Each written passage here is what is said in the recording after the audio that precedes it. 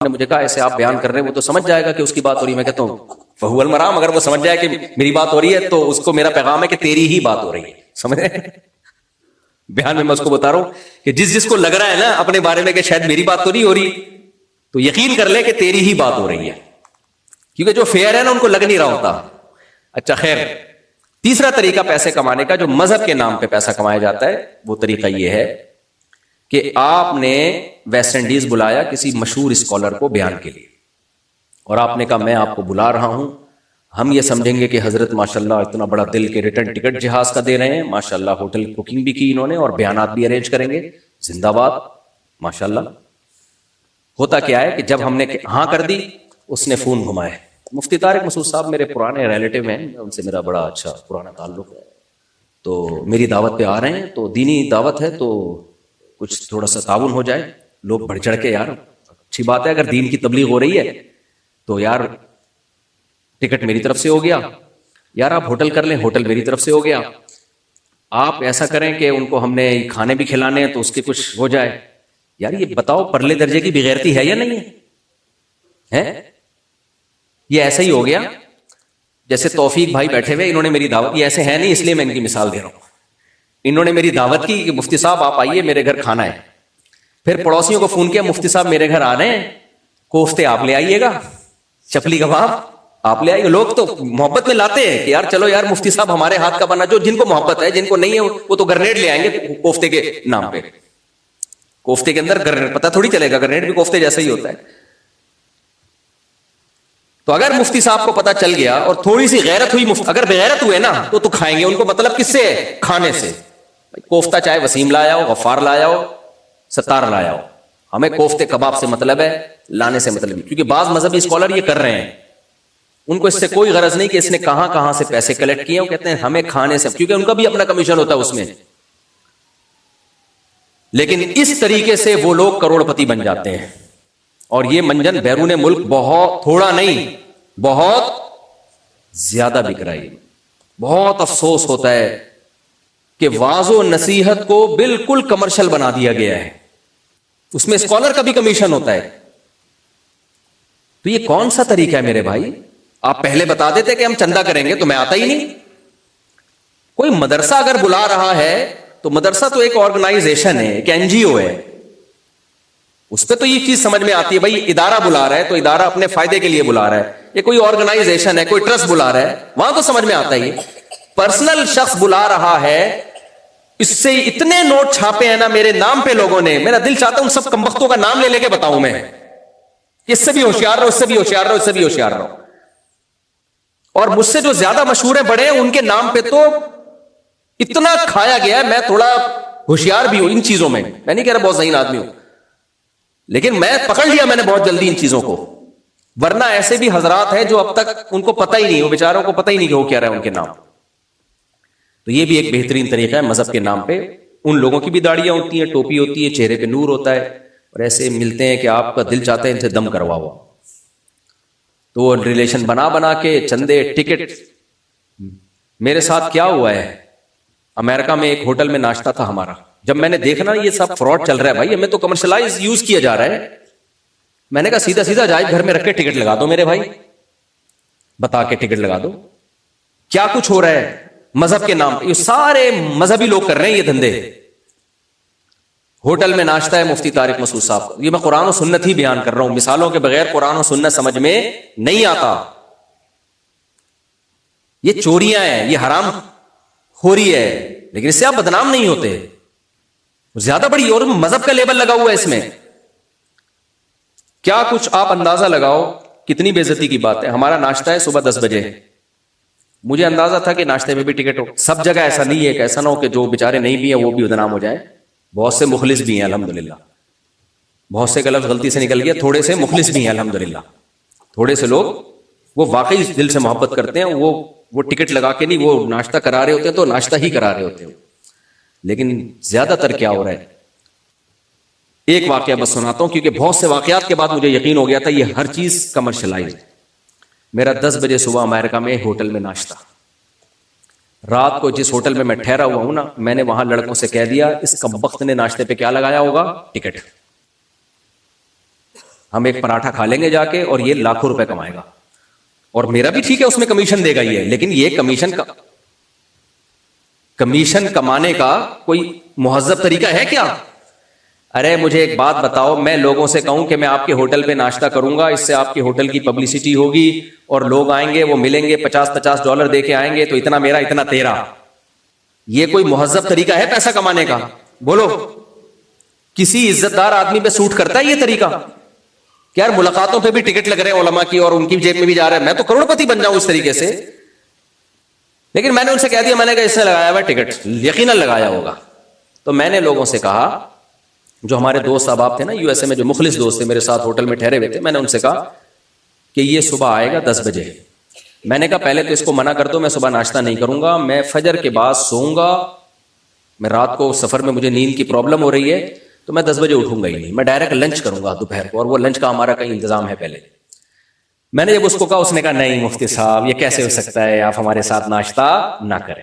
طریقہ بتا رہا ہوں تو اسٹائل بتانا پڑے گا تاکہ آپ لوگ یہ طریقہ سیکھو, اس اسٹائل میں بات کرنی پڑے گی آپ کو. نہیں مفتی صاحب یہ کیسے ہو سکتا ہے, آپ صبح ناشتہ آپ ہمارے ساتھ کریں. میں نے ساتھیوں کو آنکھ ماری, میں نے کہا یہ پولیس لے کر آئے گا, ناشتہ کروائے گا, دیکھنا یہ, اور اب اس کے ساتھ ہم کھیلتے ہیں.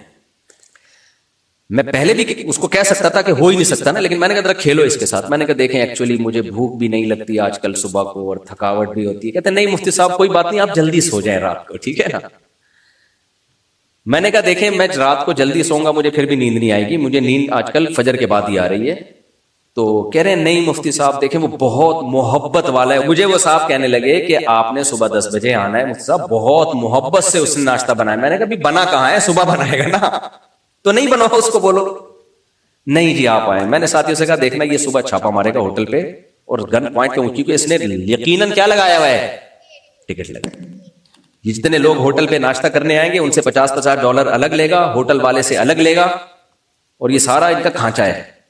یہ کام کون کر رہے ہیں؟ جن کے نام کے ساتھ مفتی صاحب لگا ہوا تھا. میں نام نہیں لوں گا ابھی اس کمبخت کا, کیونکہ ایک کا نام لیا تو 20 کا نام لینا پڑے گا. پھر یہ بڑے غیرت کے خلاف لوگ ہوتے ہیں, دشمنی بلا وجہ کی ایک لمبی, کوئی ایک آدمی کر رہا ہو نا تو آدمی ہو تو ماشاء اللہ ہول سیل کے حساب سے. مفتی کا لفظ تو ایسا ہے پتھر اٹھاؤ مفتی نکل رہا ہے. میں نے انکوائری کی, میں نے کہا مفتی بنا کیسے؟ انہوں نے کہا اس کا یہاں امریکہ میں دھندا نہیں چل رہا تھا تو بے روزگار تھا, تو یہ گیا مدرسے سے مفتی کی ڈگری لے کر آ کے یہ اس نے مسجد بنا لی. سمجھ رہے ہو ماشاء اللہ, نوٹ چھاپ. تو میں رات کو ٹھہرا ہی نہیں ہوٹل میں. میں نے کہا میں ٹھہروں گا نہیں یہاں, کیونکہ یہ اس کا بس نہیں چلا, یہ پولیس اٹھا کے لے آئے گا, کوئی الزام ڈال کے مجھے لے جائے گا, پہلے ہوٹل میں ناشتہ کرائے گا پھر جیل میں بھیجے گا. ناشتہ اس نے کرانا ہے مجھے, اس لیے میں سوؤں گا ہی نہیں. آپ میں اپنے کسی دوست کے ریلیٹو کے گھر چلا گیا.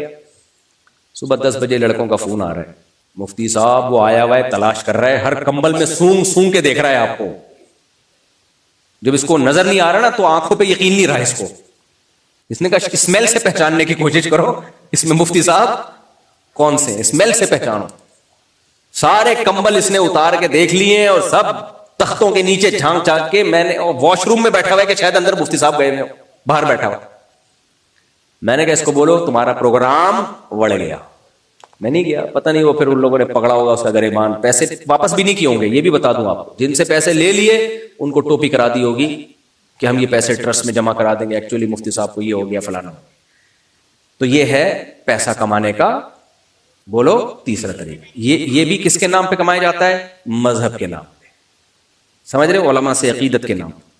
اب تو کسی بڑے عالم کا کسی اسسٹنٹ کا فون آئے نا, ملنا چاہتا ہوں, میں کہتا ہوں اتنا کافی ہے کہ تو حضرت جی کا اسسٹنٹ ہے. اس بدگمان ہونے کے لیے اتنا کیا ہے, پتہ نہیں ہے بھی کہ نہیں ہے, تو اتنا کافی ہے. تو میں کہتا ہوں ٹماٹر والے سے مل لو میرے بھائی, اسسٹنٹ سے مت ملو. ٹماٹر والا ملو, وہ نہیں ٹوپی کرائے گا, وہ زیادہ زیادہ مہنگے ٹماٹر بیچ کے چلا جائے گا, یہی ہوگا نا. تو اچھا ہے اس کے پاس پیسہ جائے. لیکن سارے اسسٹنٹ خراب نہیں ہوتے. جو میرا بیان سن رہے ہیں ان اسسٹنٹس کے علاوہ کی بات کر رہا ہوں, کیونکہ یہ بھی بڑے مسئلہ بن جاتا ہے اس کو نبھانا جو ہے. تو یہ ہے پیسہ کمانے کا تیسرا طریقہ. کچھ اور بھی مہذب طریقے ہیں, وہ مہذب, لیکن اس میں مذہب کا منجن نہیں بکتا, اس میں کوئی اور منجن بکتے ہیں. اب ہم ان طریقوں کی طرف آتے ہیں. اس میں طریقہ یہ ہے کہ ابا مر جانے کے بعد آپ بہن کو وراثت نہ دیں. آپ مسجد سے چپل چوری کریں گے, 50 روپے کی ہوگی, پٹیں گے بھی, ذلیل بھی ہوں گے, لیکن بہن کی 50 لاکھ کی وراثت آپ نہ دیں تو نہ سوسائٹی میں ذلیل ہوں گے آپ, نہ لوگ آپ کو کیا کہیں گے, برا بلا کہیں گے, آپ کے رشتے ناتے بھی ہوں گے. جب کوئی کہے گا آپ نے بہن کی وراثت کیوں نہیں دی، آپ بولیں گے بھائی ہمارے گھر کا معاملہ ہے، گھر اندرونی معاملہ ہے، آپ کیوں بیچ میں انوالو؟ حالانکہ اب مجھے بتاؤ چپل چوری کرنے والا بڑا چور ہے یا بہن کی وراثت کھانے والا بڑا چور ہے؟ چپل چوری کرنے والا اپنے ماموں اور بہن کی چپل نہیں چوری کرتا، وہ اجنبی کی چپل چوری کرتا ہے۔ بہن کی چپل چوری کرنا زیادہ برا ہے کیونکہ وہ خونی رشتہ ہے۔ نمبر 2، اللہ نے مسلمان کا مال کھانے کو حرام قرار دیا، لیکن عورت کا مال کھانے کو الگ سے حرام قرار دیا ہے، اس پر الگ آیتیں ہیں۔ تو پتہ چلا کہ اسلام میں عورت کا مال کھانا زیادہ بڑا جرم ہے۔ لا یحل لکم ان ترثوا النساء کرہا، سورہ نساء کی آیتیں۔ اور اللہ نے اجنبی کا مال کھانے کو الگ سے حرام قرار دیا، رشتہ داروں کا مال کھانا قطع رحمی ہے، اس کو الگ سے حرام قرار دیا۔ تو بہن کو وراثت نہ دینے میں 3 چوریاں اکٹھی ہو گئی۔ ایک یہ کہ آپ نے کسی انسان کا مال کھایا، نمبر 2 مسلمان کا مال کھایا، نمبر 3 رشتہ دار کا مال کھایا، نمبر 4 عورت کا مال کھایا۔ لیکن آپ سوسائٹی میں سوٹ ٹائی میں، اور وہ سوٹ ٹائی بھی آپ نے اسی وراثت کے پیسوں سے خریدی ہوئی ہوتی ہے، گھوم رہے ہوتے ہو، کوئی بدنامی نہیں ہوتی آپ کی، اور آپ اس سے حج بھی کرتے ہو، عمرے بھی کرتے ہو۔ ہماری کمیٹی میں پچھلی کمیٹیوں میں سے ایک بندہ پکڑا گیا تھا، اس نے کرپشن کی تھی، تو پتا چلا کہ جیسے ہی کرپشن کی ہے نا تو پہلے عمرہ کر کے آئے ان پیسوں سے۔ تو یہ لوگ عجیب ہی طرح کے لوگ ہوتے ہیں، ان کے حج بھی ہو رہے ہوتے ہیں، عمرے بھی ہو رہے ہوتے ہیں ان حرام پیسوں سے۔ تو اس لیے یہ بھی چوری کا ایک مہذب طریقہ ہے، بہنوں کی وراثت ہڑپ کر لینا۔ بڑا بھائی چھوٹے بھائی کو وراثت نہ دے، سمجھ رہے ہو؟ اچھا، اس میں جب زیادہ مسئلہ ہوتا ہے نا، زیادہ مسئلہ ہوتا ہے، مائیں بھی کھا جاتی ہے بچوں کی وراثت۔ بعض دفعہ یہ بھی ہوتا ہے، شوہر کا انتقال ہو گیا، ماں وراثت نہیں تقسیم ہونے دے رہی، بھائی یہ بھی چوری ہے 100%۔ ماں کہتی ہے میں ماں ہوں، بھائی اللہ کو زیادہ پتا ہے آپ کے ماں ہونے کا، یا آپ کو زیادہ پتا ہے؟ اللہ نے بیوہ کا 8واں حصہ رکھ دیا نا، باقی سارا کس کو دیا ہے؟ اولاد کو۔ تو آپ اللہ سے آگے نکل رہی ہو؟ نہیں آئی میرا خیال ہے بات سمجھ میں؟ ماں کہتی ہے میں جب تک ہوں کوئی بٹوارا نہیں ہوگا، کیا ہم وراثت دے دیں، میں کہاں جاؤں گی؟ بھائی یہ اللہ کو سوچنا چاہیے تھا نا، کیا خیال ہے؟ اللہ نے کہا کہ 12.5% ماں کا حصہ، باقی سارا کس کا حصہ؟ بیٹوں کا حصہ۔ ماں کہے گی جب میں مروں گی تو ڈیوائیڈ کر دینا، بھائی جب آپ مرو گی تو آپ کی وراثت ڈیوائیڈ ہوگی۔ اللہ نے یہ نہیں کہا کہ جب ماں مرے تو باپ کی وراثت تقسیم ہوگی، اللہ نے کہا جب باپ مرے گا تو باپ کی وراثت، ماں مرے گی تو کس کی وراثت؟ بولو، پھر ماں کی وراثت تقسیم ہوگی۔ تو مائیں بھی ظلم کر رہی ہوتی ہیں، تو یہ بھی چوری ہے۔ اس کا نقصان کیا ہوتا ہے؟ اب ماں 15 سال کے بعد دنیا سے رخصت ہوئی ہے، بچوں کی عمریں 15 سال بڑھ چکی ہے، 15 سال پہلے جو پیسہ مل کے وہ جو کچھ کر سکتے تھے، کاروبار وغیرہ بزنس وغیرہ اسٹیبل ہو سکتے تھے، 15 سال کے بعد عین ممکن ہے اب ان کے لیے وہ ذرائع نہ ہو، اور 15 سال تک جو انہوں نے غربت میں گزارے، یہ کس جرم کی سزا ملی ہے ان کو؟ سمجھ میں آ رہی ہے کہ نہیں آ رہی ہے میرے بھائی؟ تو یہ ظلم کون کر رہا ہوتا ہے؟ ماں کر رہی ہوتی ہے۔ رہا یہ مسئلہ کہ گھر بک جائے گا تو میں کہاں جاؤں گی، شریعت نے اس کا انتظام کیا ہے کہ تمہیں پالنا کس کی ذمہ داری ہے؟ اولاد کی، اولاد کی ذمہ داری۔ کسی کوئی بھی بیٹا رکھے گا، وہ نہیں رکھے گا پھر آپ فتویٰ لیں، پھر مفتی فتویٰ دے گا کہ بھائی جب وراثت تقسیم ہو گئی ہے تو ماں کو مناسب رہائش کا انتظام کر کے دینا وہ کس کی ذمہ داری ہے؟ بچوں کی ذمہ داری۔ وہ نہ کر رہے پھر آپ بددعائیں دیں، اس پہ بددعائیں دینا کہ باپ کا کفن میلا نہیں ہوا اور وراثت تقسیم ہو رہی ہے، یہاں بددعائیں الٹا ریورس ہوں گی۔ سمجھ رہے ہو کہ نہیں سمجھ رہے؟ یہ بددعا بچوں کو نہیں لگے گی، الٹا ماں کو لگے گی، جا کے آپ شریعت میں رکاوٹ بن رہی ہو۔ تو یہ بھی بہت بدترین چوری ہے کہ بھائی بہن کی وراثت کھا جائے، بڑا بھائی چھوٹے بھائیوں کی وراثت کھا جائے، ماں بچوں کی وراثت کھا جائے، وہ نہ ان کو تقسیم کرنے دے۔ اور اس میں بعض دفعہ نابالغ بچے بھی ہوتے ہیں، ان کا تو مال کھانا ایسے جیسے جہنم کے انگارے کھا رہے ہو آپ، اتنا بڑا جرم ہے۔ شریعت میں نابالغ بچوں کے حقوق بہت زیادہ ہیں۔ نابالغ بچے کی پراپرٹی آپ نہیں بیچ سکتے، کیونکہ اس میں خطرہ ہے کہ جب لکوڈ فارم میں اماؤنٹ آئے گی تو ضائع نہ ہو جائے، اس لیے ایک پابندی لگائی ہے کہ اس کی پراپرٹی ہے، بالغ ہوگا، اور بالغ ہو کے بھی نہیں، جب تک 25 سال کا سمجھدار نہیں ہو جائے گا اس وقت تک اس کی پراپرٹی نہیں بیچی جائے گی۔ اتنے سخت پابندیاں ہیں۔ ہمارے ہاں ان اصولوں پر عمل ہوتا ہے؟ ویسے چپل چور کو پکڑ کے بیٹھے ہوئے ہم، بجلی چوری کو پکڑ کے بیٹھے ہوئے، وہ بھی پکڑنا چاہیے، اس کو چھوڑے نہیں۔ بعض دفعہ لوگ ایک وہ چپل چور پکڑا گیا، کسی نے آ کے اس کو ڈانٹا تو کہے کوئی بات نہیں بیچارہ، میں نے کہا یہ بیچارہ نہیں ہے، یہ چپل چوری کی ہے، آج کل کچھ اور چوری کرے گا، یہ ابھی اس کے اگلے پچھلے گناہ معاف ہو جائے نا تو انشاءاللہ آگے جائے گا نہیں۔ تو میں چپل چور کو فیور نہیں دے رہا، میں بتا رہا ہوں کہ اس چور کو تو لوگ چور سمجھتے ہیں، یہ والی جو چوریاں ہیں جو اس سے بڑے لیول کی، ہائی لیول کی چوریاں ہیں، ان چیزوں کو لوگوں نے چوری سمجھنا بولو چھوڑ دیا ہے. حالانکہ اس میں بھی آپ لوگوں کا مال ناحق طریقے سے کھا رہے ہو. تو یہودی عیسائیوں کے جو مولانا لوگ لوگوں کا مال ناحق طریقے سے کھاتے تھے, وہ چوریاں نہیں کرتے تھے, وہ اسی طرح لارے رپے دے کے غلط چیزیں کر کے بٹورتے تھے پیسہ. تو یہ بھی ایک طریقہ ہے حرام کھانے کا. سمجھتے ہو؟ ایک اور طریقہ, آج آپ کو سارے حرام طریقے بتاؤں گا میں. ایک اور طریقہ یہ ہے, یہ کوالٹی ساری ابھی گرتی جا رہی ہے, ٹھیک ہے نا. تو ان 4 طریقوں میں ہو سکتا ہے 2-4 لوگ یہاں ہوں پرانے والے طریقوں میں.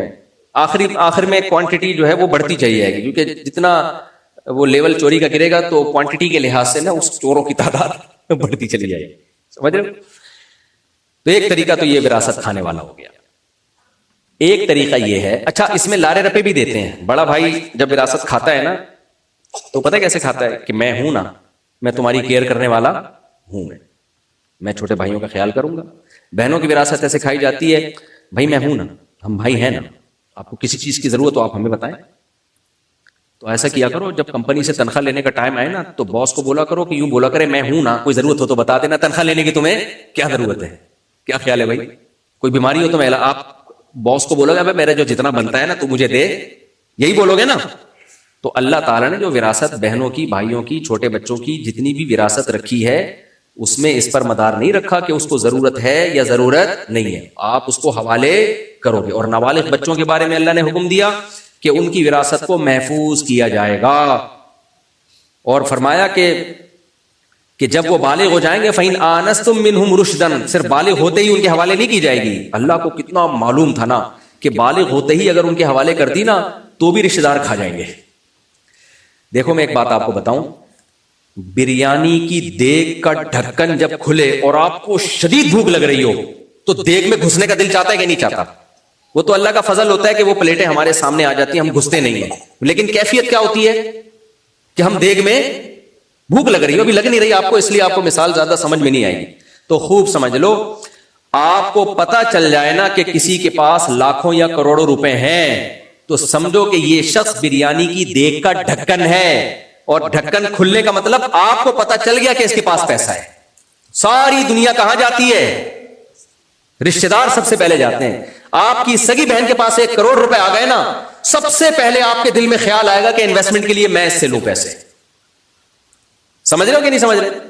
اس لیے میں عورتوں کو بتاتا ہوں تمہارے پاس وراثت آئی ہے, اپنے بھائیوں کو تو بتاؤ نہیں. اللہ ماشاءاللہ جو بھائی بیان سن رہے ہیں وہ سب نیک ہیں, ان کے علاوہ کی بات کر رہا ہوں. شوہر کو پتا چل گیا بیوی کے پاس 10 کروڑ روپے ہیں, شوہر نہیں چھوڑے گا, نہیں چھوڑے گا, وہ نہیں چھوڑے گا. میں نہیں کہہ رہا کہ وہ چوری کرے گا, وہ بیوی سے کہے گا فوراً 10 کروڑ کا مطلب پتہ ہے کیا ہوتا ہے؟ ابھی آپ فرض کر لو آپ کی جیب, آپ فرض کرو میری جیب میں 10 کروڑ روپے ہیں. سب سے پہلے تو آپ یوں ہونا شروع ہو جاؤ گے, بیان جلدی سے کب ختم ہوگا, ختم کب. آپ کے دماغ میں پلاننگ شروع ہو جائے گی, یار میں 10 کروڑ کا کیا کروں. میں تاجروں کو فون گھماؤ گے, بحریہ ٹاؤن والے کو, یار ریٹ کیا چل رہے ہیں, اوپر جائے گا بحریہ, نیچے آئے گا, ملک ریاض کو چھوڑ دیا یا نہیں چھوڑا. فوراً آپ کی راتوں کی نیندیں اڑ جائیں گی, یار یہ کرو, گولے گنڈے کا بزنس کروں, میں اوبر چلاؤں, کریم چلاؤں. یہ ہمارے ایک ریلیٹیو نے بتایا کہ امریکہ میں کچھ 4-5 کروڑ روپے کی کسی کی لاٹری نکلی. بہت پرانی بات ہے, روپے نہیں ڈالر کے حساب سے بنتے ہوں گے. لوگوں کو پتا چل گیا لاٹری نکلی ہے نا اس کی. کہہ رہے انویسٹر آئے اور ایسے سہانے باغ دکھائے نا, فورن انویسٹر آتے ہیں کہ یار آپ کے پاس 5 کروڑ روپے یا ڈالر جو بھی تھے, تو ہم یہ کہہ رہے ہیں. بالآخر اس بیچارے کی حالت یہ ہوئی ہے کہ لاٹری نکلنے سے پہلے جو اس کے پاس گھر تھا نا, بیچارہ تو نہیں کہنا چاہیے لاٹری حرام ہے, لیکن مذہب کا لیبل نہیں لگا رہا کم از کم وہ, اس لیے بیچارہ دوبارہ واپس لے آتا ہوں میں. کہہ رہے ہیں فور سیل کی تختی لگ گئی گھر میں. یعنی جو 5 کروڑ تو گئے ہی گئے, جو اپنا گھر تھا نا جو 5 کروڑ سے پہلے لیا ہوا تھا وہ بھی کیا ہو گیا, بکنے پہ آ گیا. کوئی کسی دوسرے کے پیسے پہ بزنس کر کے آپ کو کبھی بھی کما کے نہیں دے گا. خون پسینہ پیسہ آپ کا لگا ہے تو وہ بے دردی سے استعمال کرے گا. میرے بھائی یقین نہ آئے کسی کو اپنی بائک دے کے دیکھو, میں جب اپنی بائک کسی کو دیتا تھا نا کہیں نہ کہیں سے بج رہی ہوتی تھی وہ. حالانکہ بہت نیک لوگوں کو میں نے بائکیں دی ہیں, کہیں نہ کہیں سے بجتی ہے وہ. میں سمجھ میں نہیں آتا تھا یہ آواز کہاں سے آ رہی ہے. خود چلاتے رہو ساری زندگی, کہیں کوئی آواز نہیں آئے گی. کسی کو پکڑا دیا آپ نے, ایسی جگہ سے آواز آئے گی جہاں سے آواز کا کوئی تک ہی نہیں بنتا. دیا کرو بائکیں, میں یہ نہیں کہہ رہا نہیں دو, لیکن یہ جذبے کے ساتھ دیا کرو کہ اس میں کہیں نہ کہیں سے آواز آئے گی. گاڑی آپ دیکھ لو, رینٹ کار والوں کی گاڑیاں دیکھی ہیں آپ نے؟ وہ پہلے کیلکولیشن کرتے ہیں کہ گاڑی کی بیڑا غرق ہونے میں اتنا خرچہ آئے گا اور رینٹ اتنا آ رہا ہے, تو اگر رینٹ بیڑا غرق سے زیادہ ہو رہا ہے تو بیڑا, ان کو پتا ہوتا ہے بیڑا تو غرق بولو ہوگا ہی ہوگا. کرائے پہ گھر دے کے دیکھ لو, ایسی واٹ لگتی ہے نا گھر. میں نے دیکھا ہے لوگ نیا گھر بناتے ہیں کرائے پہ نہیں دیتے, کہتے ہیں ہم پاگل ہیں, ہم نے کروڑ روپے لگا کے گھر بنائے, کرایہ دار تو واٹ لگا دے گا اس کی, شاید کوئی لاکھوں میں ایک ہو تو نہیں کرتا ہو. تو یہ بھائی مال بے رحم ہوتا ہے. دوسرے کا مال کیا ہوتا ہے؟ مجھے ایک جگہ سے دعوت آئی بیان کے لیے, وہ ادارہ تھا تو وہ کرولا لے کر آئے, انسٹیٹیوٹ تھا, کوئی ادارہ تھا. ڈرائیور بھیجا انہوں نے کہ آپ کو میں آ رہا ہوں, بس یہ ابھی حرام کمانے کے طریقوں میں کچھ طریقے رہ گئے, بس یہ آخری طریقہ ہے, حلال کھانا ہے جا کے, اس کے بعد نا کھانا ہے ہمارا. ٹھیک ہے, تو دعوت آئی, بیان کرنا ہے, گاڑی لے کر آ گیا ڈرائیور, کرولا تھی, ہم جا رہے ہیں, میں پیچھے بیٹھا ہوا ہوں. تو اس کو اندازہ ہوا کہ ہم غلط راستے پہ آ گئے ہیں, تو میں نے کہا کوئی بات نہیں, یو ٹرن لے لو. اس نے وہیں سے دھاڑ کر کے فٹ پاتھ پہ چڑھائی اور یو ٹرن لے لیا. میں نے کہا اللہ کے بندے آگے سے لے جاتا ہے یار.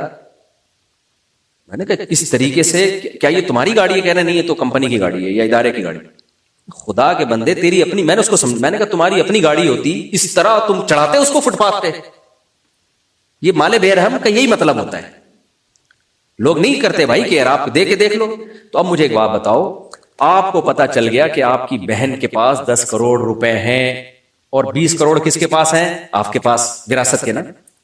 تو آپ کا دل نہیں چاہے گا 20 کو 30 کر دو؟ کیا خیال ہے؟ بریانی کا اگر بہن کو آپ کو پتہ ہی نہیں کہ بہن کے پاس 10 کروڑ ہے, پھر تو کچھ نہیں ہوگا, کیونکہ یہ دیگ ہے, بریانی ہے, بھوک بھی لگ رہی ہے, لیکن دیگ پہ ڈھکن ہے, ٹھیک ہے نا, چھپی ہوئی ہے وہ. لیکن اگر رشتہ داروں کو, ماموں کو, چاچو کو پتا چل گیا کہ ہماری بھانجی, بھتیجی اور کزن یا ان کے پاس 10 کروڑ روپے آ گئے ہیں, اس کا مطلب دیگ کا ڈھکن کھل گیا. اور بریانی کے مخصوص ٹائم ہوتے ہیں جب دل کرتا ہے کھانے کا, جب بھوک لگ رہی ہو. پیسہ ایسی چیز نہیں ہے کہ مخصوص ٹائم میں اس کی طرف اٹریکشن ہو, وہ ہر وقت اٹریکشن ہے. سوتے میں بھی پتا چل جائے نا اس کے پاس 10 کروڑ روپے, آدمی اسی وقت بس خواب ویسے آنا شروع ہو جاتے ہیں. تو نتیجہ کیا نکلتا ہے ایسی بیچاری خواتین کا؟ یا تو شوہر کھا جاتا ہے. یہ وہ واقعات ہیں جو ہم نے اپنی آنکھوں سے دیکھے. اور مذہبی لوگوں کے چلے بھی لگے ہوئے, ان کے داڑیاں بھی ہیں, بزرگوں سے بیعت بھی, بزرگ ہی کھا جائے گا, یہ بھی خطرہ ہوتا ہے. اللہ معاف فرمائے, سارے بزرگ ایسے نہیں ہوتے. لوگ اپنے پیر و مرشد سے چھپا رہے ہوتے ہیں اپنا پیسہ, کہ ہمارے پیر صاحب کو پتا چل گیا نا میں پیسے والا ہوں, پیر ہی نہیں چھوڑے گا مجھے, پیر سے چھپا رہے ہوتے ہیں. تو پہلی تو اپنے اندر یہ کوالٹی پیدا کرو کہ لوگ آپ سے پیسہ نہ چھپائیں. میں تعریف میں نہیں کہہ رہا, میرے اندر بہت ساری خامیاں, صرف موٹیویشن کے لیے. مجھے لوگ میرے سے اپنی آمدن چھپاتے نہیں ہیں الحمدللہ.